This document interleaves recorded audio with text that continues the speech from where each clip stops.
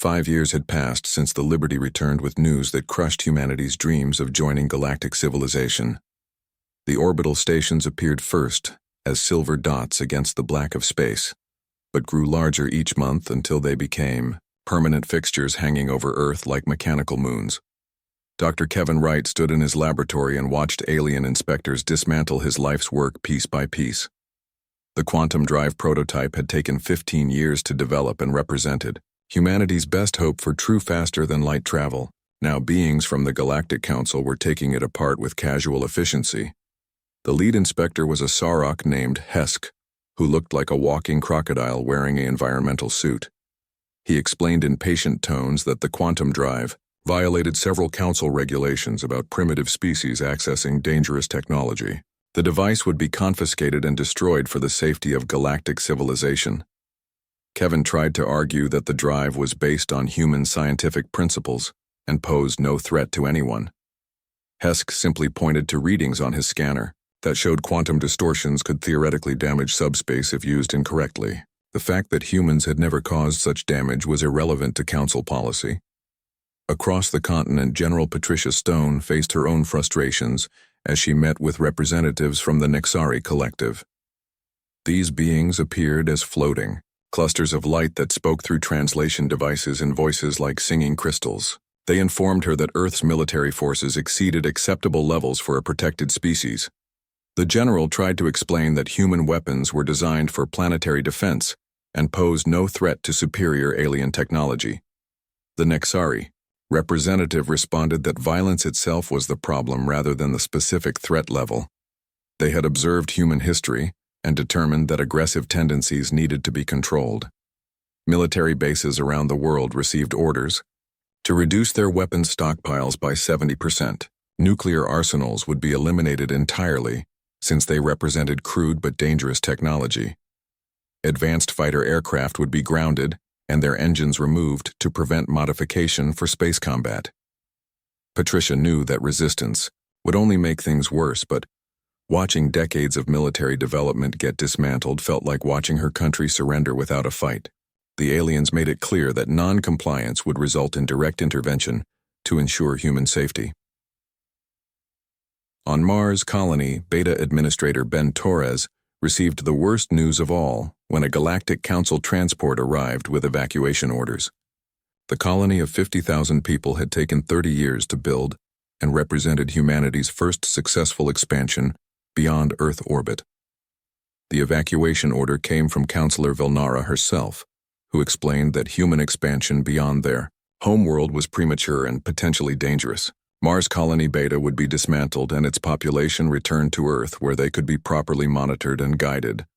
Colonists like Maria Gonzalez packed their belongings with tears in their eyes as they prepared to abandon the world they had spent decades terraforming. Her children had been born on Mars and knew no other home but were being forced to relocate to a planet they had never seen. Ben tried to negotiate for more time or at least permission to maintain a research station, but his requests were denied with bureaucratic politeness.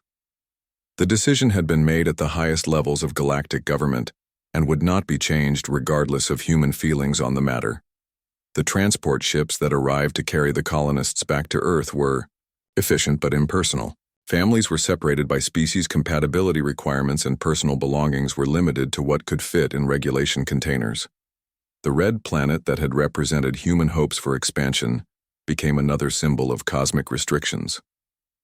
Back on Earth, young Captain Alex Parker watched the forced evacuation on news feeds and felt anger burning in his chest like acid.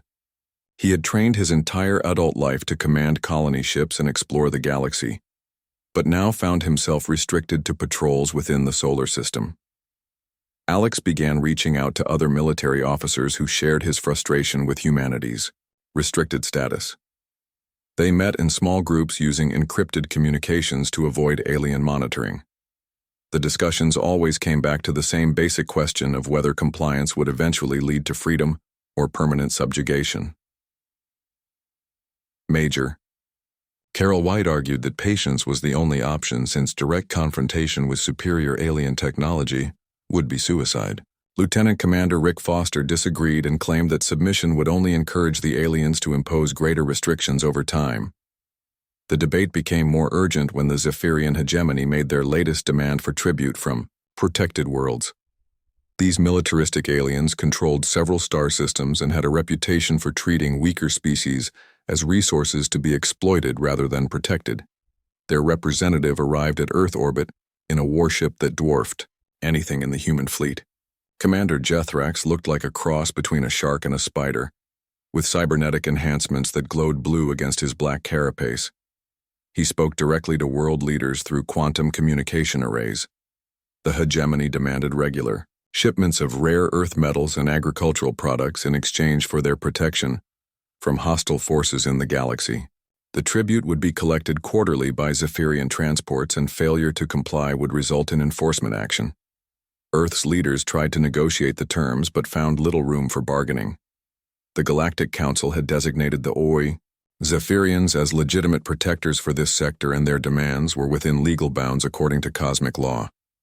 Humanity had no choice but to comply or face military consequences. Alex watched the tribute ships load with materials that Earth needed for its own development and felt his anger grow stronger. The aliens who claimed to be protecting humanity were treating them exactly like a conquered population, forced to pay taxes to occupying forces. Secret meetings became more frequent as military officers and civilian leaders discussed options for resistance. They all knew that open rebellion would be crushed immediately by superior alien firepower, but wondered if subtle sabotage might be possible. Dr. Sandra Kim joined these discussions after her research facility was shut down for developing communications technology deemed too advanced for human use. Her expertise in alien signal analysis made her valuable to any resistance effort, even though the risks were enormous. The resistance cells grew slowly and carefully as more humans became frustrated with their restricted status. They developed codes and communication methods designed to avoid alien detection while gathering intelligence about their overseers. Plans remained vague and theoretical, since no one wanted to provoke retaliation that might make conditions even worse. But the foundation was being laid for future action if patience and compliance failed to improve humanity's situation. Meanwhile, the alien observers continued their work with mechanical efficiency. They monitored human activities from orbital platforms and filed regular reports to the Galactic Council about primitive species development. Their casual dismissal of human concerns only strengthened the resolve of those planning resistance. The cage that held humanity within their solar system grew tighter each year as new restrictions were added for their own protection. But the aliens who imposed these limits had no understanding of human nature and the way restrictions could fuel determination rather than crush it completely. Captain Jake Morrison stood on the bridge of the UES Liberty and watched the stars bend around them as they dropped out of faster-than-light travel. The massive alien space station hung before them like a silver wheel spinning slowly in the void. He had dreamed of this moment his entire life, but now his hands shook with nervous energy. Commander Lisa Hayes stepped up beside him and placed a steady hand on his shoulder. She had been his friend since their academy days and knew exactly what he was thinking without words.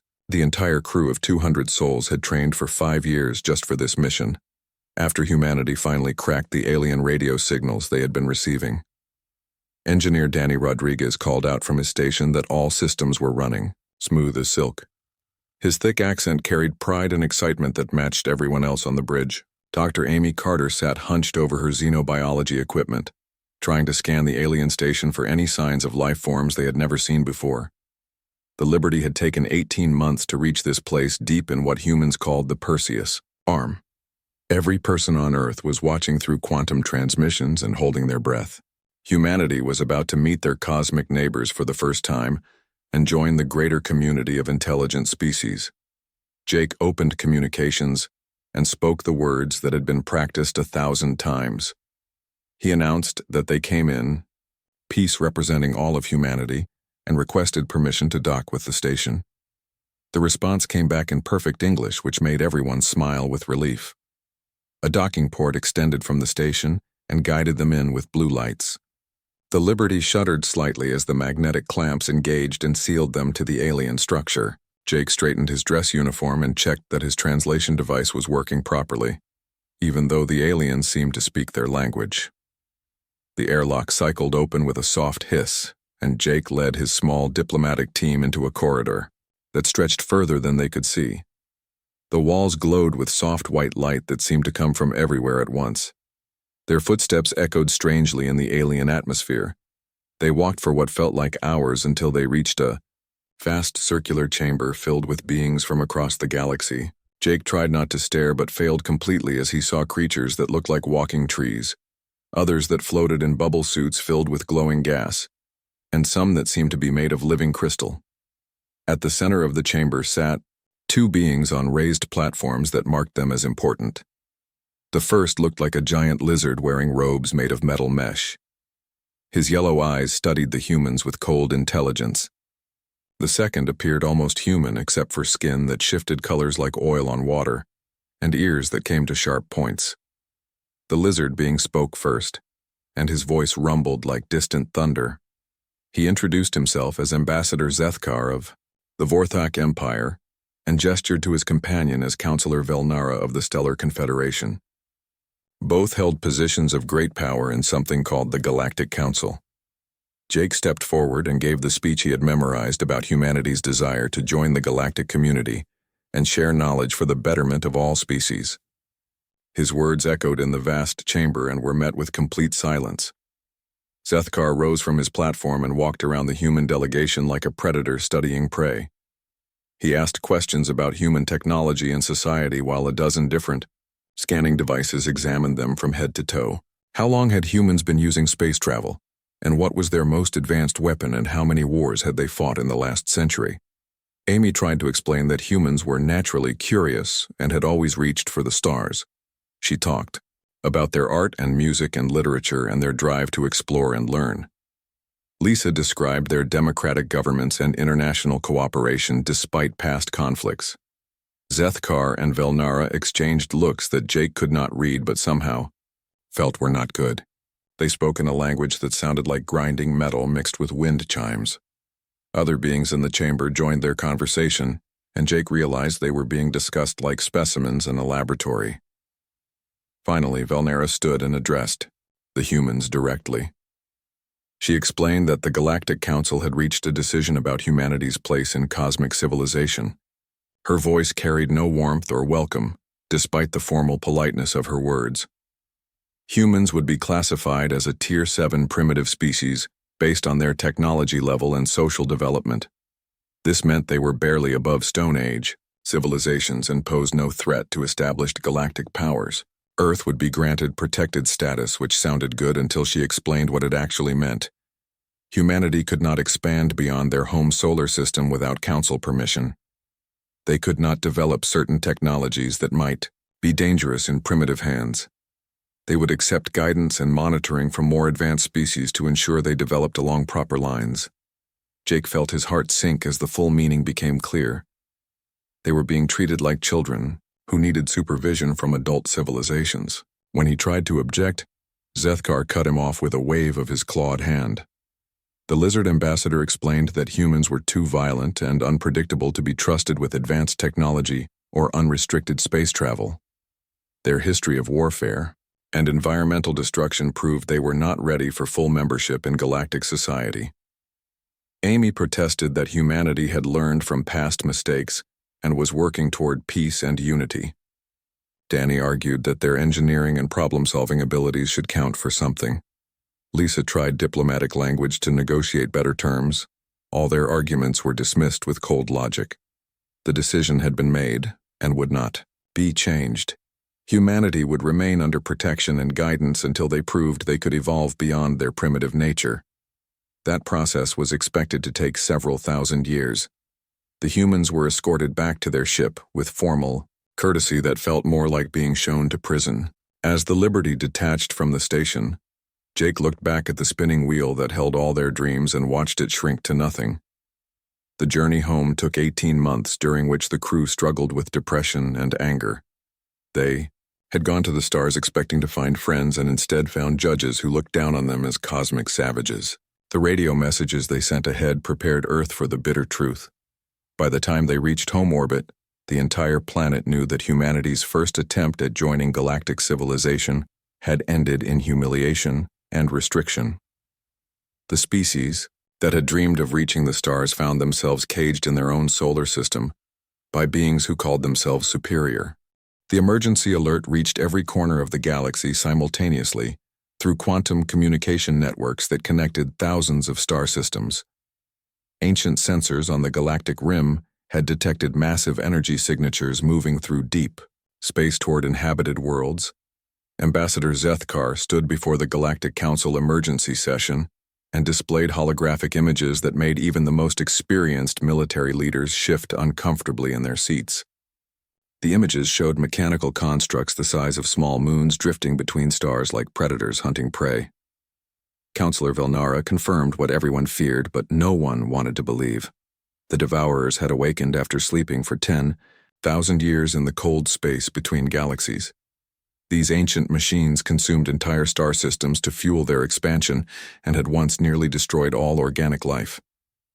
The last war against the Devourers had required the combined effort of every spacefaring species and still resulted in billions of deaths before the enemy was finally driven into hibernation. Now they were returning with improved technology and seemingly endless numbers. Colonel Ray Bennett watched the emergency broadcasts from his restricted position as human military liaison to the Council.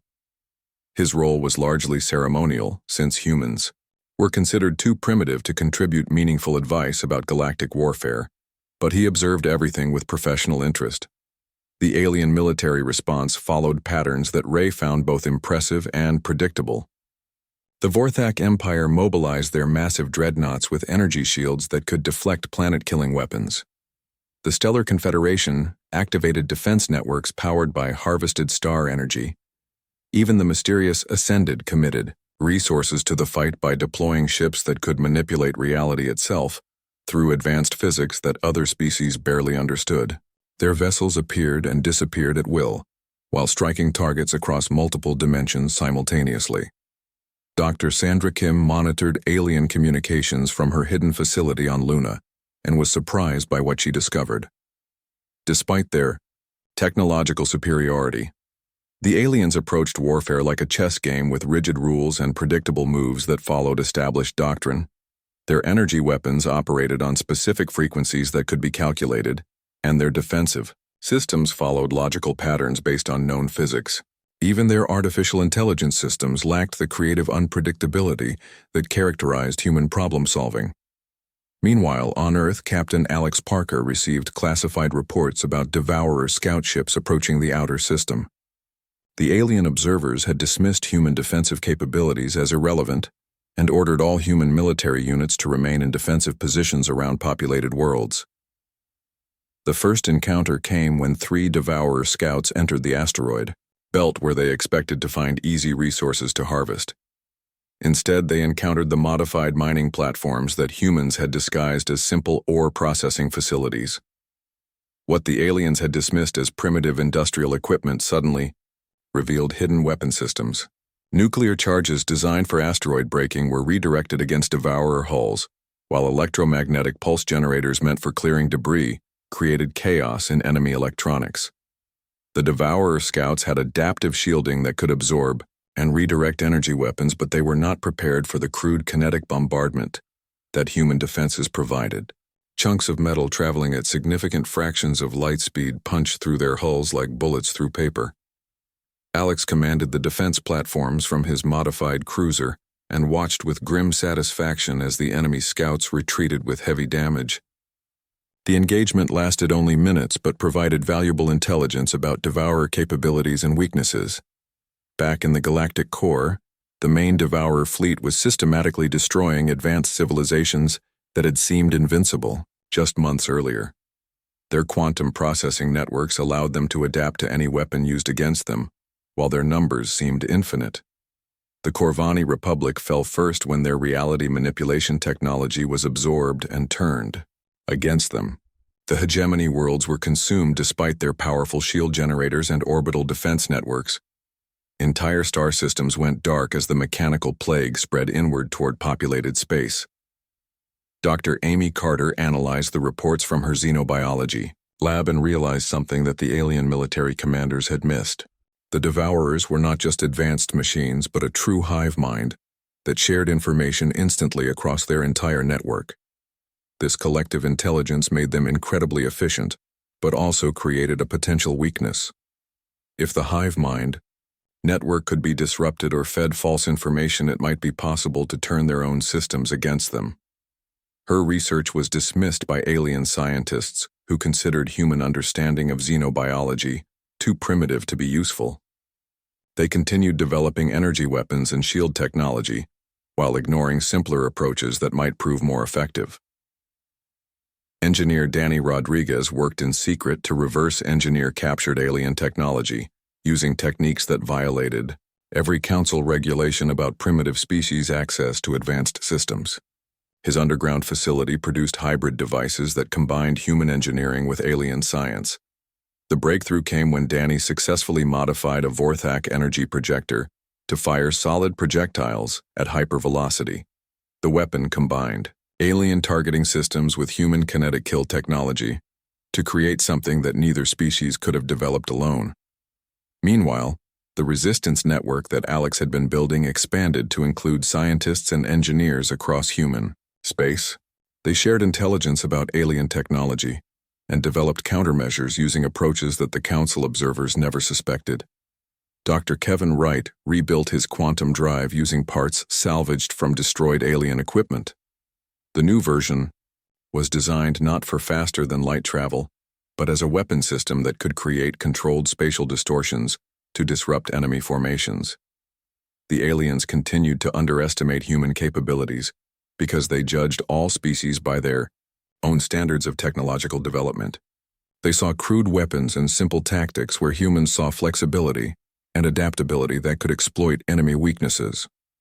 When the main Devourer fleet reached the Middle Galaxy and began consuming core worlds, the Galactic Council finally faced the possibility of total defeat. Their most advanced weapons had been absorbed and turned against them, while their tactical doctrine proved inadequate against true hive mind intelligence. In desperation, Counselor Velnara sent a message to Earth, requesting human assistance in the defense effort. The request was carefully worded to suggest that humans would serve as auxiliary forces under alien command, while more advanced species handled the actual fighting. Admiral Jake Morrison read the message with mixed emotions. The species that had dismissed humanity as primitive savages were now asking for help against an enemy they could not defeat. He knew this represented an opportunity that might never come again. The response he sent back was simple and direct. Humanity would join the fight against the Devourers, but under human command, using human tactics and human technology. The aliens could accept those terms or face the enemy without human assistance. The council debate lasted hours as various species argued about allowing primitives to participate in galactic warfare. But as more worlds fell to the Devourer advance, the arguments became academic. They needed every advantage they could find, even if it came from an unexpected source. The defense of the Kepler system collapsed in less than 6 hours when the main Devourer fleet arrived with overwhelming force.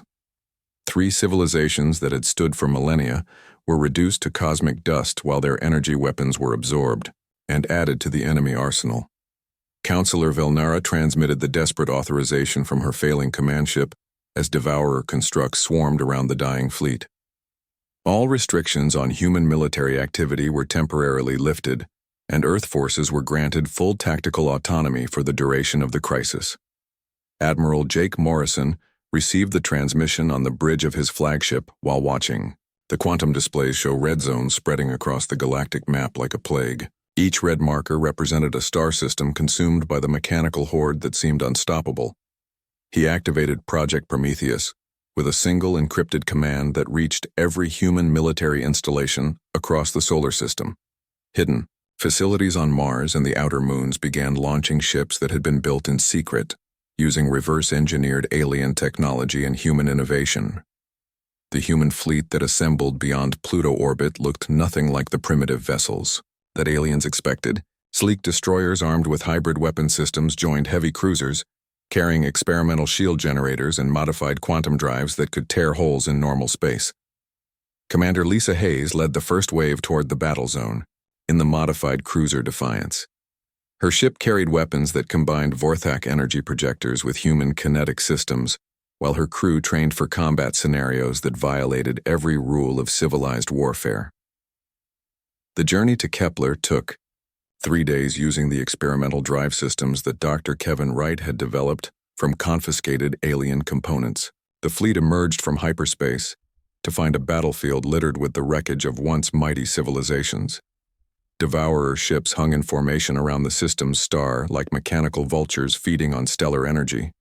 Their adaptive hulls gleamed with absorbed technologies while their quantum brains processed information from thousands of previous battles. Lisa ordered the attack without the lengthy tactical discussions that characterized alien warfare. Human ships accelerated directly toward the enemy formation, while launching swarms of nuclear missiles and kinetic projectiles designed to overwhelm adaptive defenses. The Devourers responded exactly as their programming dictated by analyzing the incoming weapons and developing countermeasures based on previous encounters. Their shields adapted to absorb nuclear explosions, while their point defense systems tracked and destroyed incoming projectiles.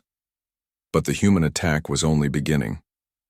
As the first wave of conventional weapons was neutralized, the modified ships closed to knife-fighting range and engaged with weapon systems that no galactic database contained information about.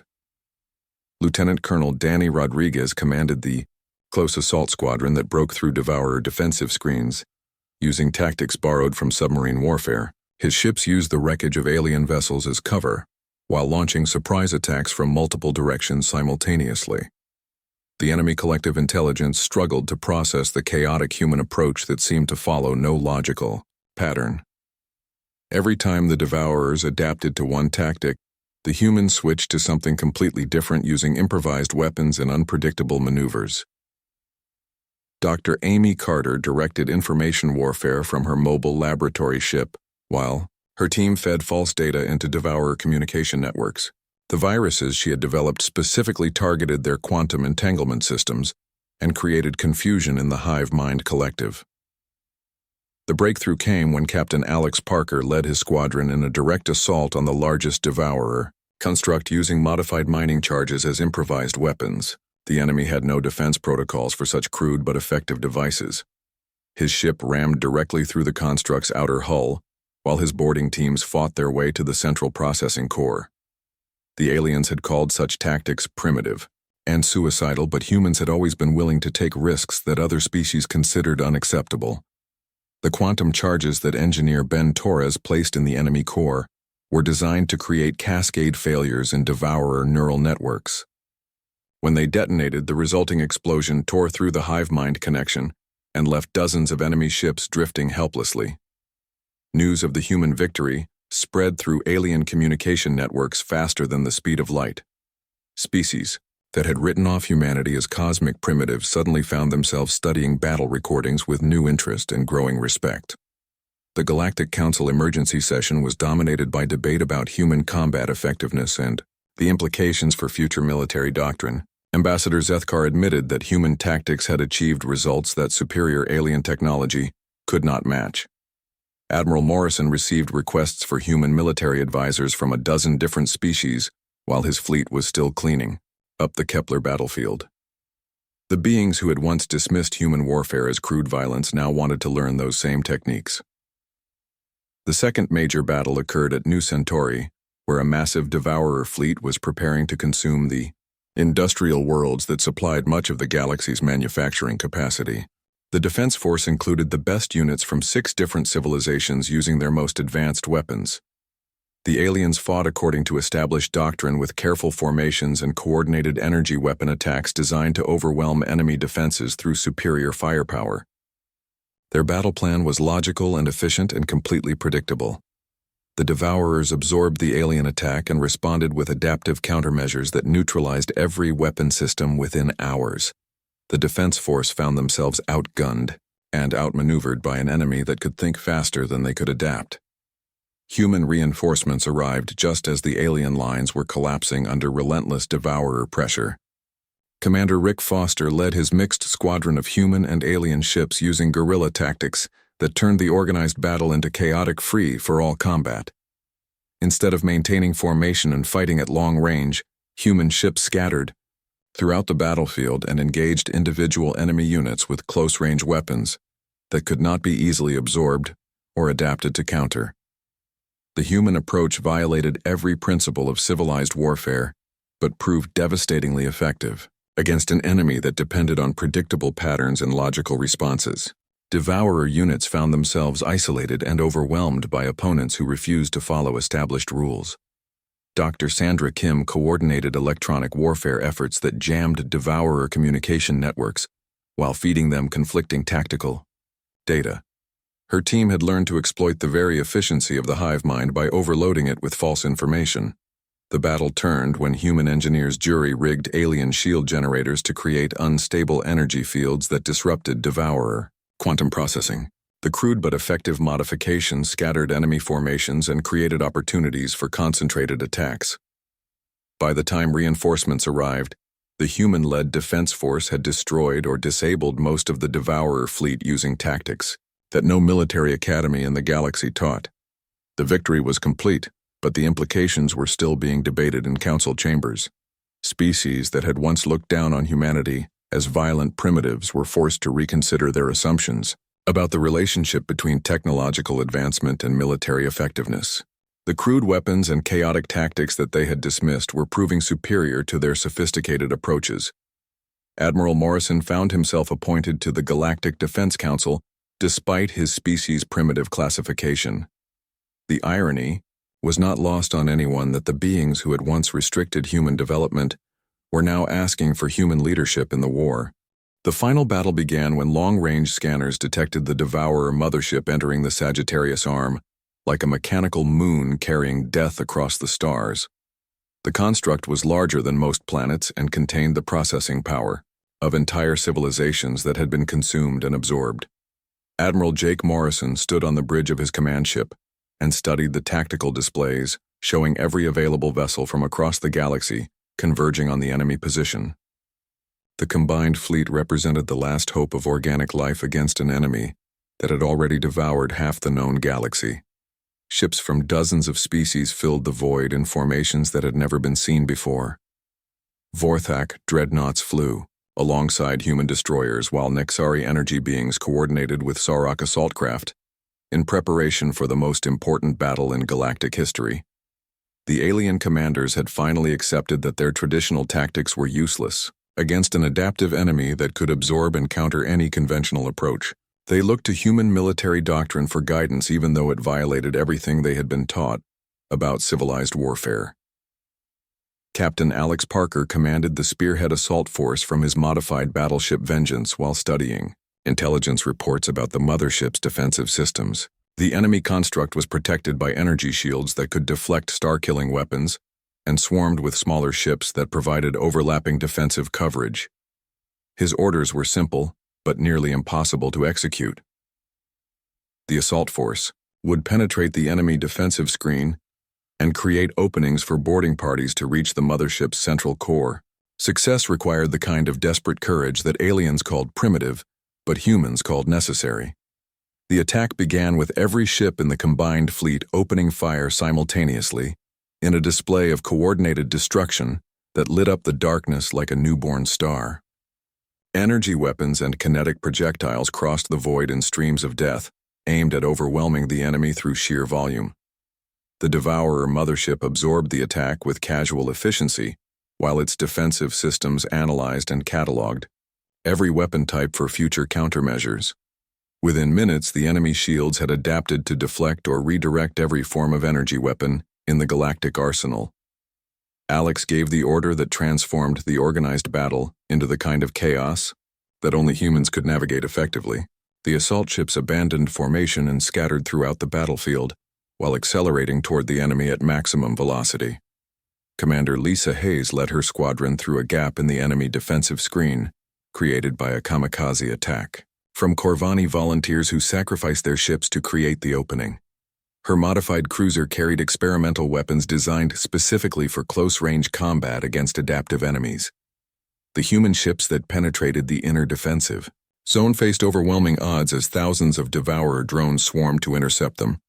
But instead of fighting their way through the enemy formation, They used hit-and-run tactics that confused the mechanical minds trying to predict their movements. Engineer Ben Torres commanded the boarding assault from his converted transport ship, while his teams prepared to storm the mothership using tactics borrowed from ancient siege warfare. Their weapons were crude but effective combinations of human engineering and salvaged alien technology. The breakthrough came when Dr. Kevin Wright activated his rebuilt quantum drive not as a propulsion system, but as a weapon that could tear holes in normal space. The controlled spatial distortion punched through the mothership's hull and created entry points for the boarding parties. Ben led his teams into the mechanical maze of corridors filled with Devourer maintenance drones that had never been designed for combat against organic intruders. The humans fought through the alien architecture using demolition charges and improvised weapons that could not be predicted or countered. Meanwhile, Dr. Sandra Kim coordinated the information warfare assault from her mobile command center, while her team of hackers and programmers launched their most sophisticated attack yet against the Devourer network systems. The viruses she had developed were designed to exploit the very efficiency that made the hive mind so dangerous. The enemy collective intelligence tried to adapt to the multiple simultaneous attacks, but found itself overwhelmed by opponents who refused to follow logical patterns. Every time the Devourers developed countermeasures for one approach, the humans switched to something completely different. Dr. Amy Carter directed her xenobiology team in the most dangerous mission of the war as they fought their way to the mothership's central nervous system. Her research had identified the quantum entanglement network that held the entire Devourer collective together. The final assault on the neural core required the kind of desperate courage that had carried humans from caves to stars despite every obstacle. The boarding teams fought through mechanical defenders while carrying charges designed to sever the connections that linked millions of enemy ships. Captain Rick Foster led the covering force that held the corridor, while Amy's team planted their devices in the pulsing quantum cores that served as the mothership's brain. The battle was fought at point-blank range with weapons that could barely scratch the enemy's adaptive armor. The charges detonated in a cascade of quantum disruptions that tore through the Devourer network like lightning through a circuit board. The hive mind connection that had made them invincible suddenly became their greatest weakness as the feedback destroyed their coordination. Ben Torres completed his mission by placing the final quantum charge in the mothership's power core while the structure began collapsing around his team. The explosion that followed was visible from light years away, as the construct that had seemed invincible disintegrated in a burst of liberated energy. Across the battlefield, thousands of Devourer ships went dark as their connection to the collective was severed. Some continued fighting with individual programming, while others simply drifted helplessly without the hive mind to guide them. The few enemy ships that retained functionality retreated toward deep space while broadcasting signals that human translators interpreted as calls for reinforcement. But the main Devourer force had been broken and their advance finally stopped. In the aftermath, Admiral Morrison found himself facing a very different kind of alien delegation than the one that had dismissed humanity 5 years earlier. Ambassador. Zethkar approached him with something that looked suspiciously like respect in his yellow reptilian eyes. The Galactic Council formally requested humanity's membership as full partners rather than protected primitives. The classification system that had labeled humans as Tier 7 was quietly revised, while several alien species requested human military advisors and tactical instructors. Captain Parker was promoted to Admiral and given command of humanity's first extrasolar military academy, built from the converted remains of the Devourer mothership. Students from across the galaxy came to study human combat doctrine and learn the art of controlled chaos in warfare. The irony was not lost on anyone that the species once called primitive had saved galactic civilization using the very traits that aliens had tried to suppress. Human violence and unpredictability had proven to be exactly what the galaxy needed when faced with true existential threat. Dr. Amy Carter's final log entry captured the transformation that had occurred in galactic thinking. The aliens who had feared human nature and called it primitive discovered that sometimes the old ways of thinking and fighting were exactly what civilization needed to survive. Humanity took its place among the stars not as junior partners under alien guidance but as equals who had earned their position through courage and sacrifice. The galaxy had called them primitive until they witnessed human wrath unleashed in defense of life itself.